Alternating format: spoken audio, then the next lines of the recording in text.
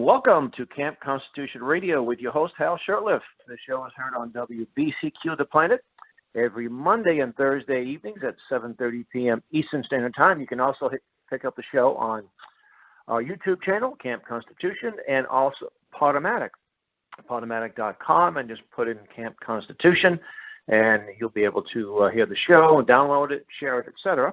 It's brought to you by Camp Constitution, which, among other things, runs a week-long family camp. Our next year's camp we have not set a date as of yet. We should have a date next week. We're looking at several venues, and visit our website, campconstitution.net. Well, we have a guest on the line there. Steve, are you there? Yes, sir. Well, first off, I'm here. Want to thank you very much. Yeah, I want to thank you for joining our show on very short notice. Steve Byas is the author of History's Greatest Libels, that challenge to some of the great lies of history. And I'll read a little blip on the back here. You're still teaching at the Hillsdale Free Will Baptist College in Moore? Yes, I am. The name has been changed to Randall University, but it's the same institution. And you also are a regular contributor to the New American magazine, which is an incredible magazine. It comes out twice a month, and I've been reading your articles. You've been writing for there about almost 7 or 8 years now. Something like that, yes. Yeah, and I tell you, those articles are great resources. And you also let's see, you have written a high school government textbook, 2 mystery novels, Digging Up Bones and Sooner Dead, and his work has also appeared in the Tennessee Historical Quarterly. And you live in Norman, Oklahoma, with your wife Donna. So, correct. Tell us a little bit about what I haven't mentioned here, a little bit about your background, and why did you write this book? Of course, I've been teaching history either in high school or college since 1978, and I've always been a history buff. And over time, the more you read about history, and then you hear what people think happened in history, are not always the same thing. And specifically what came to bother me was I would hear people make comments that I knew that they had picked up in the popular culture somehow, and they were myths. For example, the first chapter in the book is George Washington. It was a deist, and of course, I go through and I show that he was a typical Christian of his day, that he was not of the philosophy of deism. On the rest of the chapters, that type of thing. You made a very good point. Yeah, you made a great point. You mentioned that you had 11 things here in the chapters. Washington was a deist, not a Christian. That's one of the myths. And then Hitler was a champion of Christianity. So where the left accuses Washington of not being a Christian, they say that Hitler was a Christian. I thought that was pretty ironic. You also have a chapter, I think, we could talk probably half hour on each one, and we don't have the time. So let's just go into Washington being, that he was not a deist, and the Jefferson had children by a slave. Let's see what we can do. We can at least refute these two first. Okay. Okay. So I think sometimes people hear the word deist, and they're not sure. They think it means an atheist or something. But a deist does believe in a God and a creator. Yes. But basically, God sort of set things up and just said, okay, folks, you're on your own, and walked away. So you wouldn't pray to the God of the deist. You wouldn't answer prayer, wouldn't be interested in salvation and things of that nature. But they did believe that there was indeed a God. Yes. It came out of the Enlightenment. Some people said it's obvious that there's a designer of the universe, but they didn't believe he intervened in daily human affairs in any way. Which obviously, if you're a Christian, you believe he did in a big way. And it was interesting too because you can talk about Washington's writings, his prayers, and his but his various executive orders as president that kind of back up that he was indeed a Christian. Yes, he could. I would say that I started off that particular chapter. I visited Mount Vernon, which I would encourage anybody to do, and I visited his tomb, and I was struck by the Bible verse on the wall which is a quotation of Jesus telling Lazarus, the guy that died and he raised him from the dead, telling Lazarus' sister that I am the resurrection and the life. He that believeth in me, though he were dead, yet shall he live. And obviously a person who is a deist would not have that on their tomb, that George Washington sort of had instructions on what he wanted, and everything. And obviously if he were a deist, he wouldn't have done that. He also, there's a famous painting of him praying on his knees at Valley Forge. Yes. I'm sure you're familiar with that. And I think if my memory serves me right, that in the painting, which is not, it's hard to see, especially if you have a copy that's an online version, there's actually somebody kind of watching him from behind the tree. Is that correct?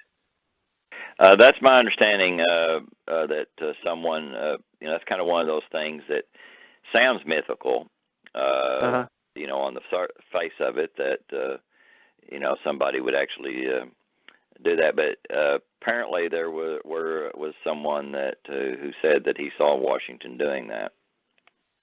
And as a result, they decided to support his efforts. There were some Quakers that weren't necessarily noted for their supporting war efforts. And that's the story I heard, that, and that they decided to support the efforts to some extent. Anyway. To some extent, Some of them did, yeah. And now I have, we actually, Camp Constitution Press reprints the famous farewell address, and you can talk about that.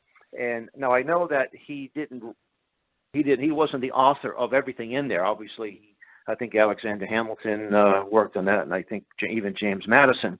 But there it's pretty clear when he talked about religion and morality being indispensable for free people. Well, that was not, and that's not unusual among the founding fathers. They, I think you can go to either extreme, and that they were all, like they were all preachers. No, they weren't all preachers or anything like that. But you can't go to the other extreme. They were all a bunch of deists. I would say Thomas Paine would probably have been the only one that was an out-and-out atheist. And even Benjamin Franklin, who's probably the most worldly, the founders, he talked about praying to God to help the United States at the Constitutional Convention. So it was just the cultural consensus of the time, Christianity. It wasn't deism in the United States. Right. Well, because Benjamin Franklin, when he called for prayer, didn't he say something to the effect that, he's quoting from the Bible, he said, if a sparrow can't fall to the ground without God knowing, a great nation can't rise up. That doesn't sound very deistic to me. It sounds that he was either catering to the Christians in the audience, in the room, or maybe he really did believe that there is a God that answers prayer. And I would think the latter is and again, he wasn't... Most likely, didn't he also support some of the ministers, some of the revivalists at the time? Yeah, he was a friend of, and he was a printer for, and George Whitefield, who was the great preacher of the Great Awakening. And I don't know that he believed everything that Whitefield believed, but he certainly supported his ministry. And he certainly didn't war against those who did have strong Christian convictions, as the American liberal or the leftist today does. I mean, they war viciously against Christianity. Oh, yeah. You certainly wouldn't have it. Yeah, any of them trying to say people shouldn't be on the Supreme Court or something because they believe in the dogma of Christianity. Or Congress. Now, you have I think this is another very important chapter. Thomas Jefferson had children by a slave. And I see the critics of this country, I will say, all your founders, they wore wigs to hide their syphilis scars, and they had wooden teeth, and they raped their slave women and all that kind of stuff. So, and most people today actually believe that Jefferson did have relations with Sally Hemings. So can you address that? Yeah, that's a little more of a complicated story, but what that comes from is that they did a DNA study back in 1998, and where the average person, what they've heard is that DNA has proven that Jefferson had at least one child by his slave, Sally Hemings. But the Dr. Eugene Foster, who conducted the DNA tests, said the genetic findings do not prove that Thomas Jefferson was the father of one of Sally Hemings' children. We have never made that claim. My experience with this matter so far has left me that no matter how often I repeat it, it will not stop the media from saying what they want to. And I'm angered by it, he said. And so it's a misunderstanding of what DNA can prove and what disprove. And obviously, there's no the tests that they did at that time were male to male to male all the way down to the present day of the time they did the test. And Thomas Jefferson does not have a male descendant that's descended from males all the way back to Jefferson. And so what they did is they took an uncle, I believe his name was Phil Jefferson, of Thomas Jefferson, and they did a descendant of that particular Jefferson. And of course that, and then they took one of Sally Hemings' male children, and his descendant all the way down, it's male to male to male to the present day. And there was a DNA match in that it said that there was some DNA relationship with Phil Jefferson, and it was obviously not Phil Jefferson himself, right. Because he had died several years before this young man was conceived. So, there are other Jeffersons around, and I can't remember how many it was, but it was several that could have been a potential father. So it would have been a cousin. It could have been a cousin of Thomas Jefferson. Yeah. Most likely Randolph Jefferson was Thomas Jefferson's brother because he was known to socialize with the slaves. And, yes, you point that out in the book, too. Yes. But, that's just what they do, is people like to slander the Founding Fathers every chance they get. So they hear part of the story and they just repeat it. Well, I think it's what they want to believe things, too. I'm reading a book about Ty Cobb, the famous baseball player, called A Terrible Beauty. And although he's obviously not as important as these other issues that you pointed out, there are people who just automatically have heard he was some kind of flaming racist that beat black people up every single chance he got. And while he did have a temper and got into fights, he didn't get into as many fights as most, and he had a very charitable attitude towards blacks, just the opposite. But people want to believe what they want to believe, or they hear hearing things all the time. They've never really checked the source out, but it sounds credible, especially if they, an error of fact is repeated, it becomes the truth. And I think it's a terrible tragedy when, and I think even if we don't like the person, we have our issues too. Hey, I want to believe the worst about certain people, but if the truth is the truth, and I would say, look, I don't like this person, but I've defended some inaccuracies about historical figures whom I don't like. But I have to say what's true. This is the truth. Whether or not I don't like this person historically, but this is not what you're saying is not true. Now, I remember one particular sports writer who was into history, and he said, the Mexican-American War was an illegal war. And I was on the radio with him, and I said, it was a declared war. Yeah, but we went to war against, stole this land from this poor country. So that's chapter 3, libel number 3. Can you address that? James Polk went to war against Mexico to obtain Texas. Yeah. And it's interesting that each one of these chapters was a result of an actual event in my life where someone said that thing. And this woman asked me when or something about when that happened, that U.S. got Texas from Mexico. Well, the United States did not get Texas from Mexico. Texas won a revolution in 1836 and won its independence from Mexico. And so it was almost a decade before the United States and Mexico went to war. And so Texas was already independent of Mexico. But, and I think you pointed out, too, the important aspect is that it wasn't just the white settlers that fought against the very corrupt Mexican government, but also the native Mexicans themselves completely supported. And Texas had a tiny population, and it was really uncontrollable and ungovernable. So didn't the Mexican government encourage the settlers, from the white settlers, to come into that country? They very much did. Texas? Yeah, they gave a tract of land to Moses Austin and then his son Stephen Austin, and what they wanted was they could not get Mexican citizens to go up into Texas because of the Comanches. They were scared of them, which is understandable.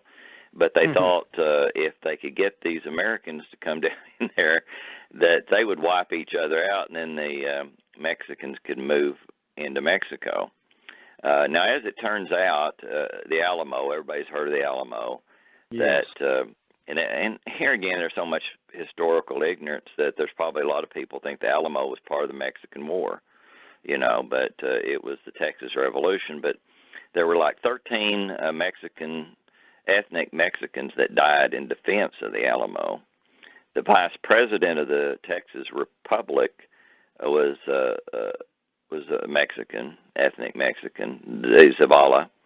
And another thing that's interesting about all this, that Mexico actually offered to sell Baja California, that southern strip of below California, to the United States a few years after the Mexican War. So they were in desperate need of money all the time. They sold the Gadsden land in what is now south of the Gila River in Arizona. They volunteered to do that in 1853, 5 years after the Mexican War. So all this stuff that U.S. President Polk is particularly the one I defend. The Mexican War came about. They were having disputes over various things, including the boundary of Texas, since Texas entered the Union in 1845. So President Polk sent troops south to the north side of the Rio Grande River in the area that was in dispute between the United States and Mexico, and they were attacked by Mexican forces. And then the United States responded by declaring war on Mexico. But the United States was attacked first by Mexico. Well, what's it wasn't interesting, the other way around. We ended up capturing the capital of Mexico, and they signed the war was over.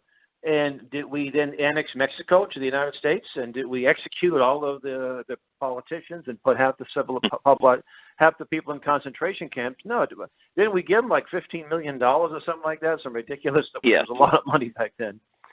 Yeah, it was. And it didn't sound like your typical brutal, invasion. Historically, once you capture a nation's capital, you now run that capital, right? But we didn't do that. Did we go back to the original borders, or the borders that we claimed were part of the United States? Yeah, pretty much. And then, of course, California was its own deal. It was its own revolution. That the United States really didn't have anything to do with that at all, But, of course, then it became part of the United States.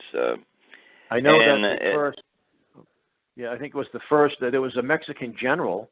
And he actually ended up becoming one of the governors of California. Yeah. So it's a little bit more complicated than the simplistic morality play that people want to make it. Now you have there's so many good things here, but Columbus? This is libel number 8. Columbus was a monster who did nothing good, and Columbus Day is coming up in a little more than a month and a week. And Vermont just was early, I think, last year. They did away with Columbus Day, and now it's Indigenous Day, and they want to take statues down of Columbus, and he was some kind of homicidal, genocidal maniac. So you did a great job of addressing that. So let's get into Columbus. Okay. Well, you've kind of outlined what the libel is about him. People make just outlandish accusations that he was responsible for killing millions of indigenous people in the Western Hemisphere, which is totally absurd. He had about 100 men.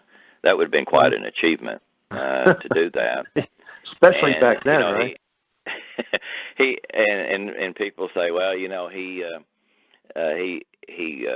took diseases to the Western Hemisphere and all this kind of, and then he's held responsible for what happened after him, which you can't do that either. That's not fair. But Columbus' goal, he wanted to reach Asia, and he wanted to reach China, and because the Chinese rulers, the Kublai Khan, had told Marco Polo's family that if Christians would send missionaries there, China was open.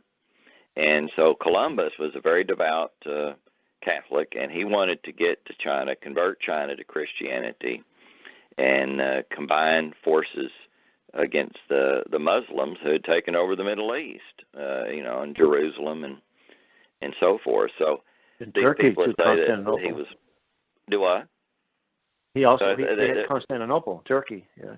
Yeah, exactly. And so they had attacked them. And and a lot of people on this is not one of my chapters, but so many people talk about the Crusades, and they attacked the Muslims, the Christians in Europe. But that's, I guess, what they're doing is they're starting history in the 11th century.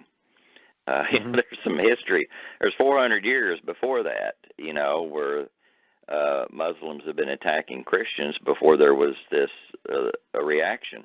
It took 400 years before there was a reaction called the Crusades. And I have a friend that is from the Sudan, which is now South Sudan, and he said that there were 800 years of Christian history, and when the Muslims took that country over, they totally obliterated any Christian history. It just wiped it clean off the map, so to speak. And that's the scary thing we see happening here, little by little. Robert E. Lee was a bad guy, got to take his statue down. George Washington, Tom. Here in Boston, we have this beautiful bas relief by August St. Gaudens of the 51st Regiment going off to battle. But that was a segregated unit with a white leader, and that's now considered racist. And there's a Bible verse on it. There's an angel over the soldiers. So they're saying, hey, this thing is bad too. So there's nothing sacred amongst these people. And you concede one thing, next thing you know, you changing street names, and it's been doing this for a while. They're changing Washington Street to Malcolm X Street and things of this nature. And the Muslims, the group called CARE, the Center for American Islamic Relations, are leading the charge because that's what they do in their countries. They destroy, they take over the history.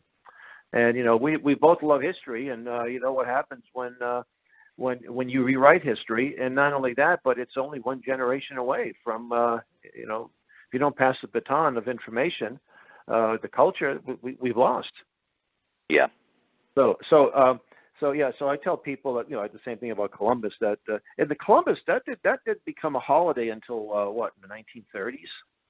Yeah, it's something that when I just hadn't always known that, not recently. I didn't realize, of course, I was in grade school in the 1960s, and when you're a kid, you think that it's always been this way. That's right. I didn't realize at that time that this was only been around for about a generation, Columbus Day. That's right. And but it's really an attack on Western civilization. Is what the attack on Columbus is what it's all about, and Christianity is a key part of that. You mentioned diseases too. At that time, they weren't aware of the spread, how diseases were spread, and the fact that the Europeans had built up an immunity to a lot of these things like smallpox and others. But we also got a few nasty things from the Indians, didn't we? Like syphilis. Syphilis that killed. It didn't kill as many people in Europe as smallpox killed in the New World, but it killed a lot of people in a very short period of time. So I mean, one thing to the other, and weren't the Caribs? We hear the word Caribbean. Weren't they actual cannibals? That is correct, and that is like the conquest of Mexico. Of course, it wasn't called Mexico at the time. Cortez. They were killing hundreds of thousands. The Aztecs killed hundreds of thousands of people for human sacrifice to their sun god. They ate them. They were cannibals.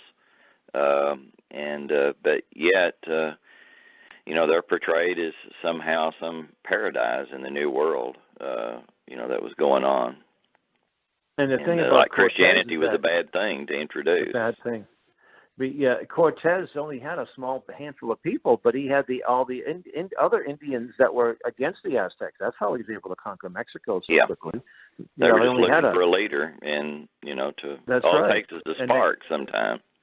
And all that stuff. There was a movie that Mel Gibson directed. I can't remember. I saw the movie because he has a tendency to have his scenes are quite realistic, but it showed the priests ripping out the hearts of these people while they were still alive, and drinking their blood. And they did this for days on end. And these people who were captured, these other Indian tribes or groups of people, it was to be expected. It wasn't the concepts of mercy and compassion were not in that culture at that time. And people don't want to hear that, but it's the truth. That's I would say, a Jewish and Christian concept, not a pagan concept of mercy. And not to say that there weren't some, historically some Indian tribes and other groups that did show mercy at times, but for the most part, there was not much mercy. That was considered a sign of weakness if you were show mercy to your enemy.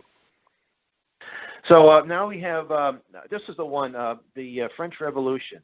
Marie Antoinette, let them eat cake. And so many people, they just assume that was the case. And I remember a number of years ago when I was reading about that, I said, no, she never made any such statement. No. And it would have been against her character to do so. From what I've read, I read several books about her before I wrote that chapter, and it would have been more in her character to give them her own cake, but that was actually appeared like 60 years before Maria Antoinette even born. It was attributed to some other princess somewhere in Europe, and so we don't even know if that woman said it, that it's just something that was attributed to her. And, in fact, of course, the French Revolution is a model, for the Communist Revolution in Russia. They said it was. The Bolsheviks all praised the French Revolution. That's right, and it was, and of course, people forget that her husband was an ally of ours, and if it weren't for that, we might have won eventually, but they were a big help to us, King Louis XVI, and we look like, they were a bad guy. Really? Did the revolutionary French send any help? No, they sent Citizen Canet, to overthrow our country. That's what they were trying to do. Yeah, he asked for the overthrow of George Washington. Yeah.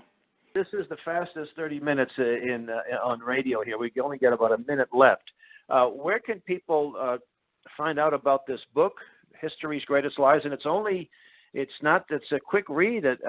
Something you might have to reread because it's about 128 pages. Where can people find if they want to get a copy of it? Well, obviously, they can go to barnesandnoble.com or amazon.com, and I've sold quite a few there, and that's the easiest thing. And also, if you go to the newamerican.com, you can your articles are archived there. Plus, you write on a regular basis. You can also subscribe to it, get the hard copy, and then also you have a Facebook page that people can go to your page and get some of your postings and what have you. So just Steve Byas, correct? Correct. All right. And that'd be pretty easy to find me. All right. Well, thank you so much for being a guest tonight. And with that, we'll say goodbye. We thank you for listening. You've been listening to Camp Constitution Radio with your host, Hal Shurtleff, on WBCQ The Planet. And until next week, may God richly bless you.